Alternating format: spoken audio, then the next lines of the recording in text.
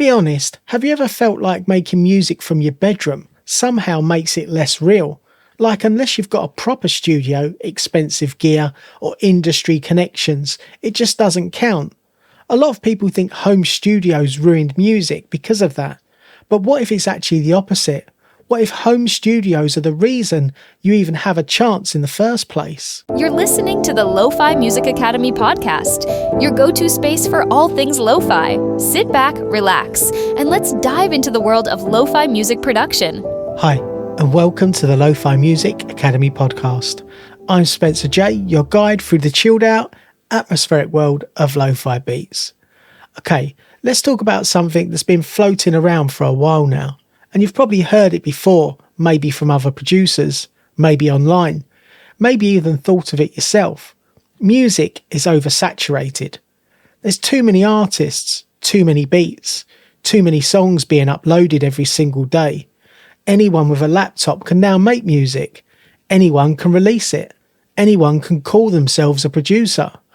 And naturally, that leads to the big question. Did home studios kill the music industry? Because if everyone can do it, does it lose its value? If music is everywhere, does it become harder to matter? And it's a fair concern, and honestly it's one that stops a lot of people from even starting. But here's the truth I want to explore with you today, and really sit with this for a minute. Home studios didn't kill the music industry, they completely transformed it. And if you understand how, you'll realise something powerful. This might actually be the best time in history for you to be making music. Quick question, do you think home studios made music better or worse? Let me know in the comments. And by the way, if you're someone who's making lo-fi beats at home, but feeling a bit stuck, whether that's finishing tracks, staying consistent, or even knowing what to actually focus on next, I've put together the Lofi Music Academy library. It's a collection of audiobooks and PDFs that covers everything from actually making better tracks, to building the right mindset, to growing your audience, and even making money from your music. So you've got everything in one place, and you can read it, listen to it, and come back to it whenever you need as you progress. But I'll mention more about this later. Okay, let's get into it. Before home studios were everywhere, music worked very differently.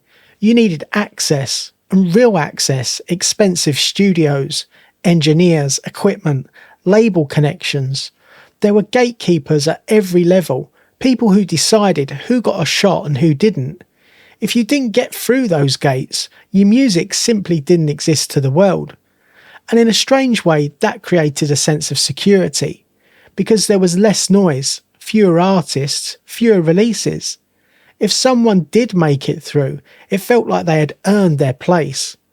But what we don't talk about enough is how many voices never had the chance to be heard. There were incredible musicians who never got a shot, creative people who never got the opportunity, stories that were never told. So yes, the industry was smaller, but it was also more limited, more controlled, and for most people, completely out of reach. Then everything changed. Technology got cheaper, software got better, laptops became powerful enough to run full production setups. Suddenly, you didn't need a massive studio, you could build one in your bedroom, and that changed everything.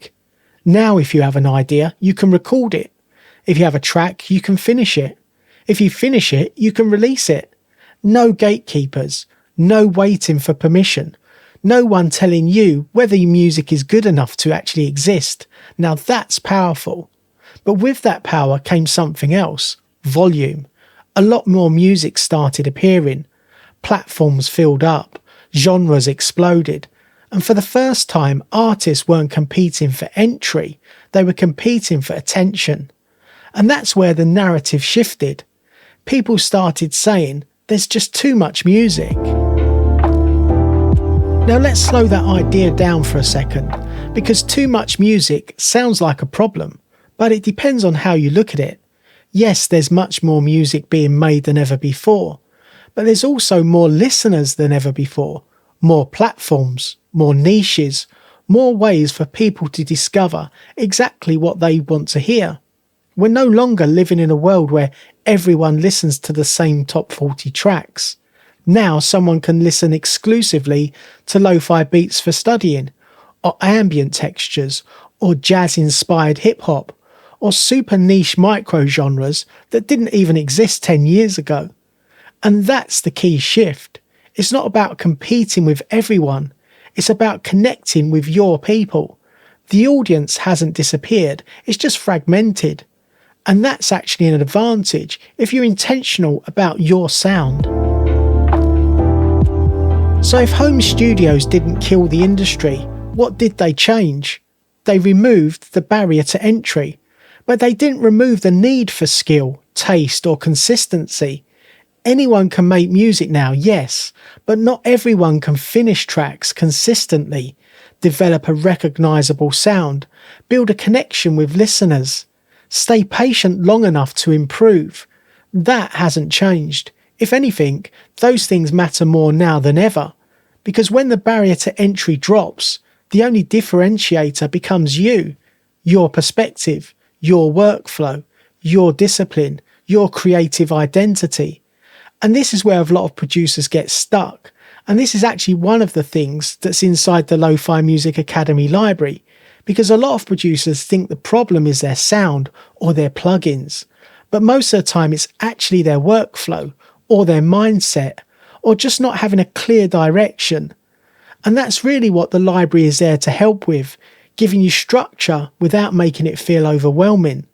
So if you've been feeling a bit stuck or inconsistent, it might help you. I'll leave a link in the description below, but let's keep on going with this. Most producers look at the volume of music out there and feel completely overwhelmed. But the truth is, most of that volume isn't focused. It isn't intentional. It isn't built with long-term growth in mind.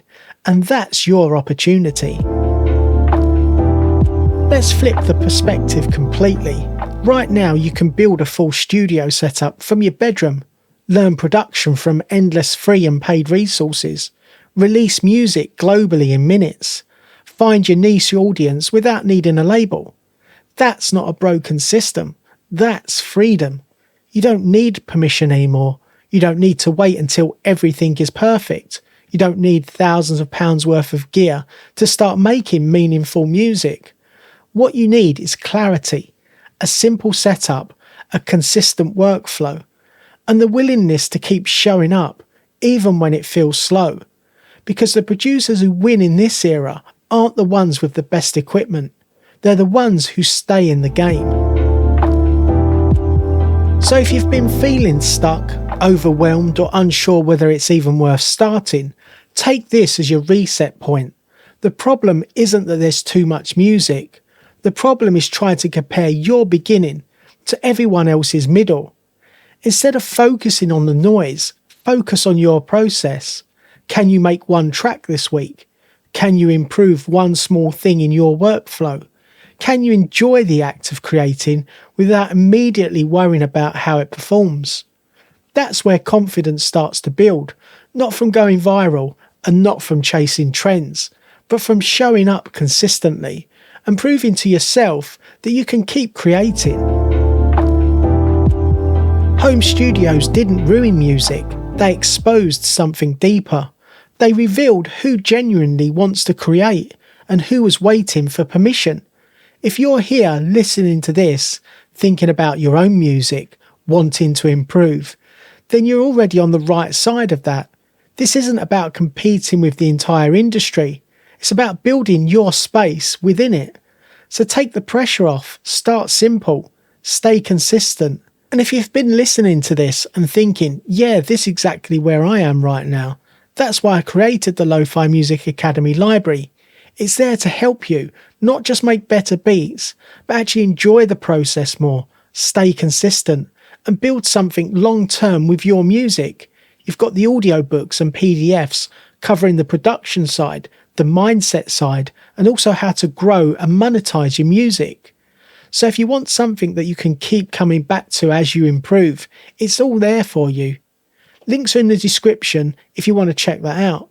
And remember, there's never been a better time to be a bedroom producer than right now. If you enjoyed this episode, please consider subscribing, leaving a review, or sharing it with fellow music producers who might find it useful. Until next time, keep creating, stay inspired, and remember, it's all about the vibe. Take care and see you in the next episode. Thanks for tuning in to the Lofi Music Academy podcast. If you're ready to start making lo-fi music and want to go even deeper, grab your free guide.